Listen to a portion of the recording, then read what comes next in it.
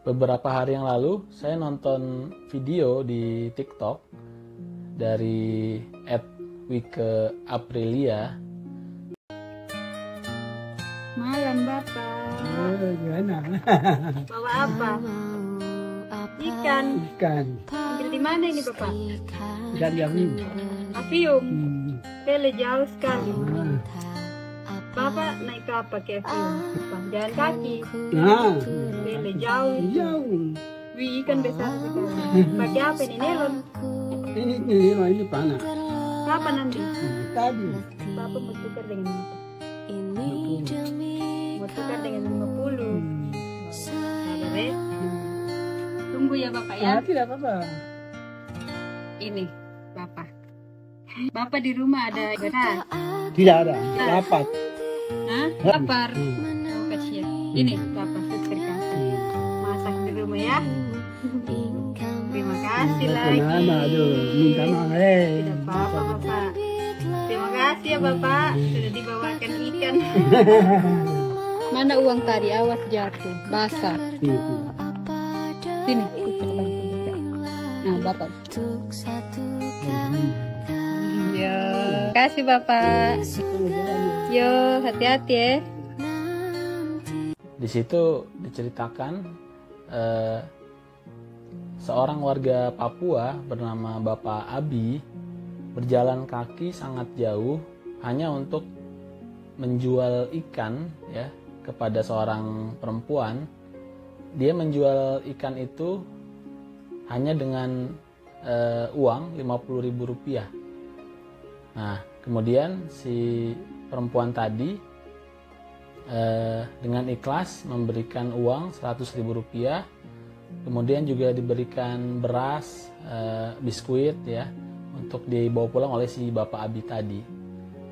Nah, video ini kemudian viral ya teman-teman di media sosial ya, Instagram, TikTok dan sebagainya. Di situ saya merasakan betapa mirisnya kondisi perekonomian orang Papua di negerinya sendiri, di daerah sana ya, di daerah Papua. Bapak Abi ini rela jalan kaki sangat jauh hanya untuk mendapatkan uang Rp50.000. Nah, kalau teman-teman searching di Google, teman-teman ketik aja di mana provinsi termiskin yang ada di Indonesia, kita ketik ya di Google provinsi termiskin se-Indonesia, maka akan keluar data berdasarkan data BPS ya. Provinsi paling miskin di Indonesia adalah Papua. Nomor satunya adalah Papua. Kemudian disusul oleh Provinsi Papua Barat dan seterusnya ya. Ada sebanyak 10 provinsi termiskin di Indonesia. Jumlah orang miskin di Papua berdasarkan data BPS itu mencapai 26,80%. Nah, berbanding terbalik ya, sangat jauh sekali, jomplang sekali dengan kasus yang kemarin hangat dibicarakan di berita. Itu mungkin teman-teman sudah ada yang melihat ya dan tahu soal kasus korupsi yang dilakukan oleh Gubernur Papua Lukas NMB. Lukas NMB ini sekarang jadi pesakitan ya di KPK. Dia sedang menjalani proses hukum. Nah, Lukas NMB ini sangat miris ya. Dia menggunakan APBD Papua, Provinsi Papua, itu dia gunakan 1 triliun untuk dana operasionalnya saja. Lebih parahnya lagi, dari 1 triliun dana operasionalnya sebagai Gubernur Papua, dia menggunakan 1 miliar 1 hari hanya untuk anggaran makan dan minumnya. Bayangkan, 1 miliar sehari hanya untuk makan dan minum. Ini mungkin orang terkaya di dunia sekalipun tidak sampai 1 miliar sehari ya untuk makan dan minumnya ya. Dan yang sangat liciknya, menurut keterangan KPK, Lukas NMB ini menggunakan pergub ya, memakai peraturan gubernur untuk mengakali supaya seakan-akan anggarannya itu sah gitu. Jadi tidak ketahuan atau tidak bisa diperiksa oleh Kementerian Dalam Negeri bahwa dia memakai dana operasional sampai 1 triliun dan anggaran makan dan minumnya itu sampai 1 miliar sehari. Yang nggak habis pikir lagi, dia katanya memakai uang anggaran untuk berjudi di Filipina dan Malaysia ya, di Genting. Nah, ini sangat tidak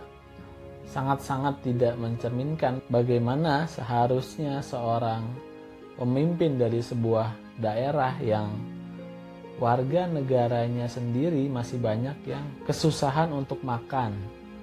Bahkan provinsinya itu dinobatkan sebagai provinsi dengan jumlah kemiskinan tertinggi di Indonesia. Tapi malah gubernurnya foya-foya memakai uang anggaran, memakai uang rakyat itu sampai 1 triliun hanya untuk dana operasionalnya saja. Bahkan kalau benar ya dia memakai uang APBD untuk berjudi, itu sangat-sangat tidak berperi kemanusiaan sebagai seorang pemimpin. Apalagi dia putra daerah asli, orang asli Papua, tapi tidak merasakan bagaimana menderitanya rakyat dia sendiri di bawah sana. Nah, ngomong-ngomong soal Papua ya teman-teman, kita tahu ya Papua itu adalah daerah atau provinsi paling timur di Indonesia. Kita tahu matahari itu terbit di timur ya. Tapi kenapa seolah-olah kita meninggalkan atau daerah paling timur di Indonesia itu malah tertinggal gitu. Padahal tempat terbitnya matahari pertama kali itu ya di sana kalau dari segi geografis Indonesia ya. Tapi justru Papua malah terpinggirkan.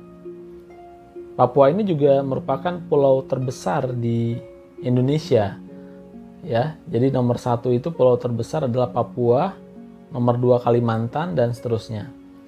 Papua itu juga pulau terbesar di dunia setelah Greenland.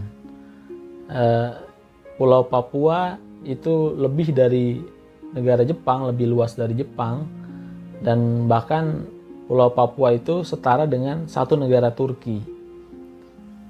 Nah, ngomong-ngomong soal Papua lagi, di Papua itu ada yang namanya Freeport ya. Kita tahu itu ada namanya perusahaan Amerika, PT Freeport ya, yang mengeruk emas berpuluh-puluh tahun. Freeport ini dari tahun 92 sampai tahun 2021 itu menghasilkan pemasukan bagi Indonesia sebesar 300 triliun rupiah. Pemasukan ini dari pajak, dividen, dan penerimaan negara bukan pajak. Bayangkan, 300 triliun itu dihasilkan oleh gunung emas yang ada di Papua. Tapi kenapa